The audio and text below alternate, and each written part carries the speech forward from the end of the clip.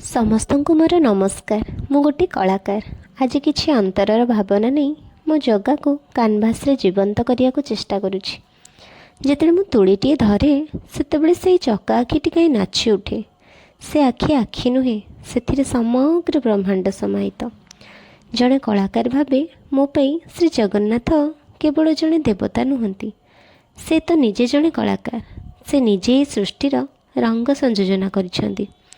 ତାଙ୍କୁ ବା ଆଙ୍କିବାରେ ମୋର ବା ସେତେ କ୍ଷମତା କାହିଁ? ମୋ ଚିତ୍ରରେ ମୁଁ କେବଳ ରଙ୍ଗ ବ୍ୟବହାର କରେନି, ବରଂ ମୋ ଯୋଗ ପାଇଁ ଥିବା ଭାବନା ଓ ସମର୍ପଣକୁ ଢାଳିଦିଏ। ଯେତେବେଳେ କିଛି ରଙ୍ଗ ନେଇ ନୂଆ ରଙ୍ଗଟେ ପାଇଯାଏ, ଲାଗେ ଯେମିତି କିଛି ବଡ଼ ପାଇଯାଇଛି, ଠିକ୍ ଯେମିତି ଜୀବନର ଛୋଟ ଛୋଟ ଖୁସି। ଜଗା, ମୁଁ ତୋତେ ଖୋଜିବାକୁ ଚେଷ୍ଟା କରେ ମୋର ସେଇ ରଙ୍ଗରେ। ଆଜି ପ୍ରଥମ ଥର କରି ପାରମ୍ପରିକ ପଟ୍ଟଚିତ୍ରରେ ତୁମକୁ ଆଙ୍କିବାରେ ଚେଷ୍ଟା କରିଛି।